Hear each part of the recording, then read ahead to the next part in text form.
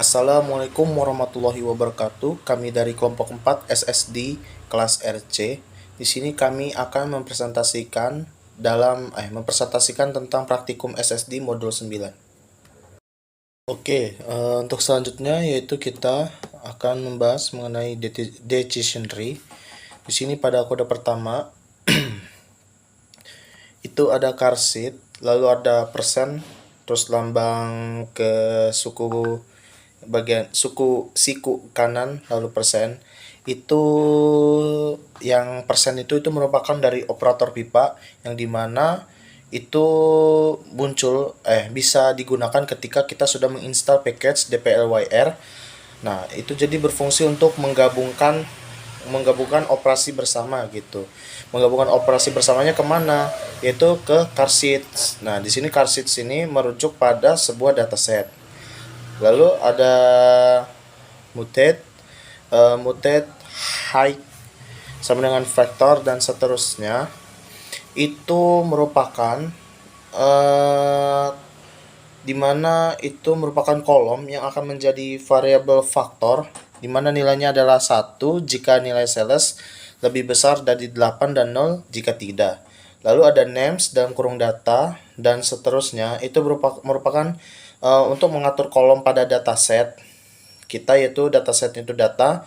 Lalu fungsi dari to lower itu untuk menerapkan pada nama kolom yang diperoleh menggunakan names dalam kurung data. Kode selanjutnya itu ada tree, lalu tree lagi dalam kurung height dan seterusnya. Di sini height titik sales itu merupakan untuk membangun model, di mana menunjukkan kalau si height ini merupakan variabel respons, sedangkan titik ini menunjukkan kalau semua variabel lain dalam dataset kecuali sales. Lalu ada data, itu merupakan dataset yang kita rubah dari carset menjadi data. Lalu untuk tree adalah nama objek tempat model pohon keputusan yang akan disimpan. Lalu pada kode selanjutnya itu ada summary tree, di mana summary ini merupakan ringkasan statistik tentang model pohon keputusan yang disimpan dalam objek tree. Jadi summary ini menunjukkanlah isi-isi dari statistik tentang model itu. Jika kita lihat di sini dari outputnya, itu terdapat ada classification tree, di mana dari kode yang sebelum dari summary tree yaitu ada tree dalam kurung formula sama dengan high. Lalu variabel yang bisa digunakan pada tree tersebut itu ada self veloc, lalu ada price, lalu ada income, comprise, population, advertising, dan age. Nah, jadi summary tree ini sebenarnya kita gunakan untuk melihat variabel mana aja yang akan kita gunakan untuk seterusnya gitu pada decision tree ini. Selanjutnya kita akan membuat plot dari pohon keputusan atau decision tree yang sudah dibuat sebelumnya dalam variabel tree menggunakan fungsi plot. Kemudian dimasukkan juga teks dari tree dengan pretty 0 dan checks 0,65, yang artinya adalah kita memberi label nama pada plot decision tree. Didapatkan hasilnya sebagai berikut. Berikutnya, kita akan melakukan proses pengujian dari model pohon keputusan untuk klasifikasi. Set-sheet2 mengatur jumlah benih acak, yaitu sebanyak 2. Variabel train mengambil sampel dari data sebanyak 200 sampel yang akan digunakan sebagai data latih atau data train. Kemudian variabel test akan mengambil data selain dari data yang sudah ada di dalam data train. Variabel tree membangun model pohon keputusan untuk memprediksi variabel high berdasarkan semua variabel lain kecuali variabel sales. Dari data latih, test prediction membuat prediksi menggunakan model tree. Untuk dataset menggunakan fungsi predict untuk memprediksi kelas. Tabel test prediction menampilkan tabel hasil prediksi, yaitu ketika tes prediksinya 00 nilainya ada 104, tes prediksinya 01 nilainya 33, tes prediksinya 10 bernilai 13, dan tes prediksi 11 bernilai 50. Selanjutnya kita akan menghitung akurasi model dari decision tree yang sudah kita buat sebelumnya dengan menjumlahkan jumlah prediksi benar, yaitu true positif dan true negatif, dan membaginya dengan jumlah sampel yang digunakan dengan banyak true positif yang yaitu 86 dan true negatif yaitu sebesar 57, kemudian dijumlahkan dan dibagi dengan 200, yaitu merupakan banyak sampel dari data train atau data latih. Didapatkan hasilnya sebesar 0,715. Untuk nilai akurasi sendiri, akurasi dari model tersebut akan semakin baik apabila nilai akurasinya semakin mendekati 1. Selanjutnya, algoritma pruning. Kode berikut mempertimbangkan apakah pemangkasan pohon dapat memberikan hasil yang lebih baik.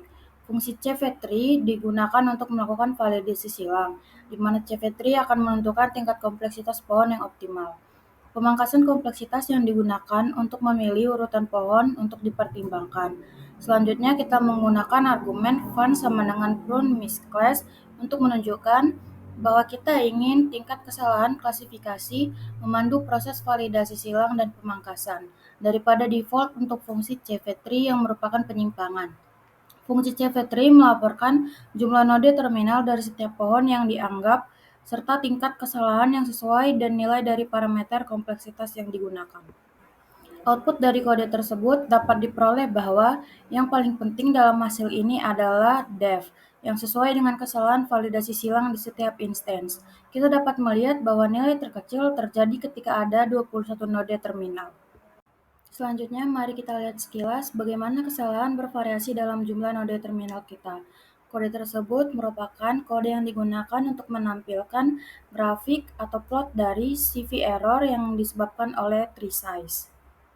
Output dari kode tersebut merupakan gambaran dari output dari kode sebelumnya dalam bentuk grafik. Dapat dilihat pada grafik tersebut bahwa nilai terkecil terjadi ketika ada 21 node terminal. Selanjutnya, setelah kita tahu berapa tepatnya node terminal yang kita inginkan, kemudian kita pangkas pohon kita dengan fungsi prune misclass untuk mendapatkan pohon yang optimal. Lalu, periksa untuk melihat apakah pohon ini berperforma lebih baik daripada set pengujian daripada pohon dasar T0. Berikut merupakan kodenya. Output dari kode tersebut merupakan tabel kontingensi antara prediksi yang dihasilkan atau test prediction dan nilai aktual dari variabel target, yaitu test height, untuk mengevaluasi kinerja model. Pada bagian atas tabel terdapat prediksi model atau test prediction dengan nilai 0 dan 1. Di sisi kiri tabel terdapat nilai aktual dari variabel target atau test height juga dengan nilai 0 dan 1. Angka di dalam tabel menunjukkan jumlah prediksi yang sesuai dengan nilai aktual. Misalnya ada 79 prediksi yang benar-benar 0 diprediksi sebagai 0, dan 49 prediksi yang seharusnya 0 namun diprediksi sebagai 1, dan seterusnya. Pada slide 12 merupakan perhitungan aritmatika biasa di mana 94 tambah 60 hasilnya 154, terus dibagi dengan 200 yaitu 0,77. Pada slide 12, kode A tersebut membangun dan mengevaluasi model pohon regresi untuk memprediksi nilai medium rumah milik sendiri di wilayah metropolitan Boston. Terus yang pertama yaitu memuat paket MAS. Baris library MAS memuat paket MAS yang menyediakan akses ke dataset Boston yang digunakan dalam analisis. Yang kedua yaitu memuat dataset Boston.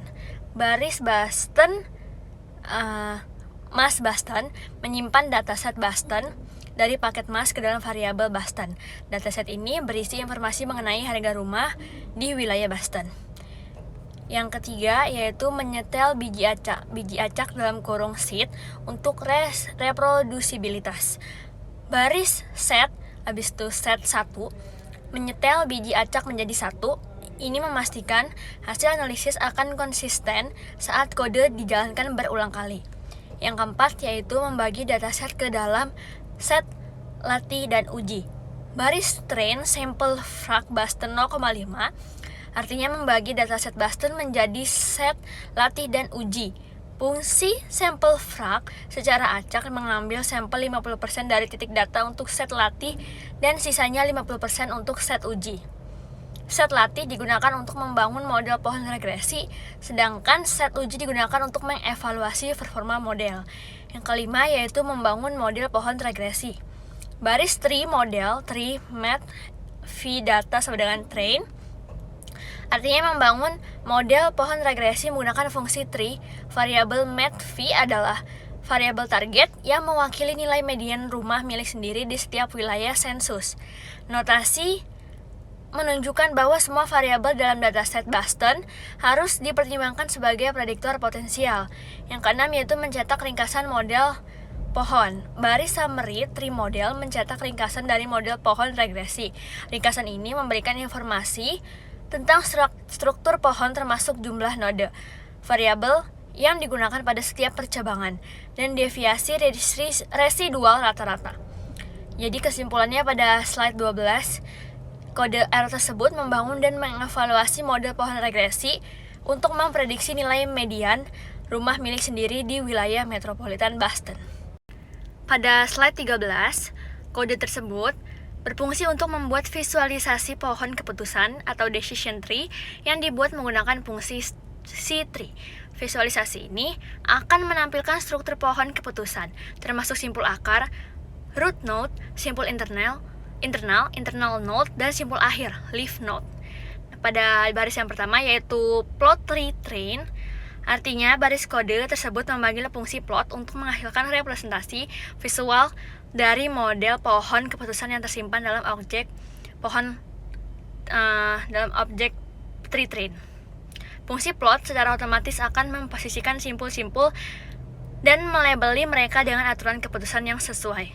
Yang kedua yaitu text tree train pretty 0 check 65. Artinya baris tersebut menambahkan anotasi teks ke plot untuk meningkatkan keterbacaannya. Fungsi teks mengambil objek tree train sebagai argumen pertamanya, menunjukkan pohon yang akan diberi anotasi. Argumen pretty sama dengan 0 menentukan bahwa label teks tidak boleh diformat untuk keterbacaan, mempertahankan nama dan nilai variabel asli. Argumen check sama dengan 65 mengontrol ukuran font label teks, membuatnya lebih besar dan lebih jelas.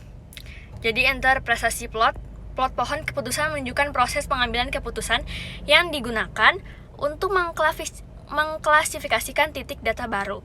Setiap simpul mewakili keputusan berdasarkan fitur tertentu dari data. Simpul akar adalah simpul paling atas mewakili titik keputusan awal.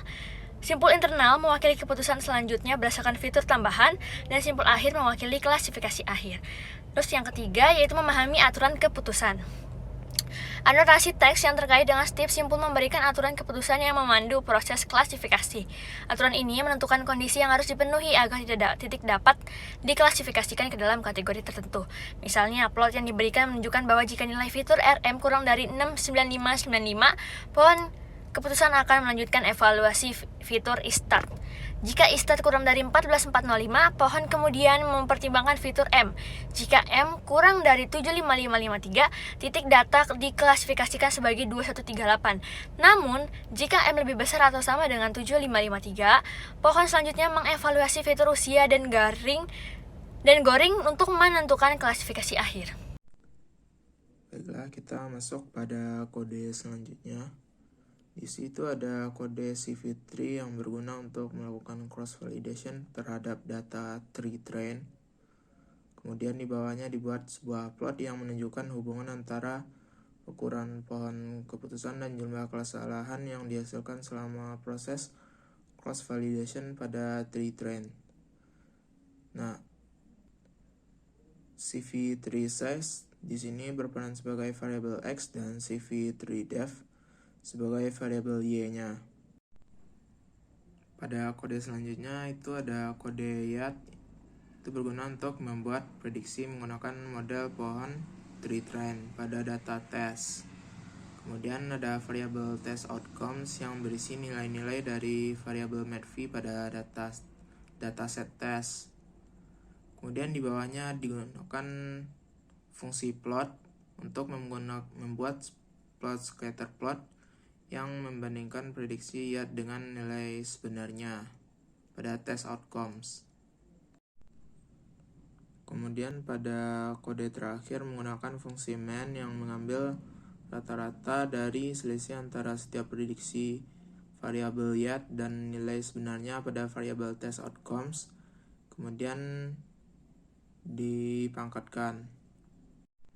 Baiklah, sekian pembahasan kode dari praktikum modul 9 SSD kelas RC ini. Wassalamualaikum warahmatullahi wabarakatuh.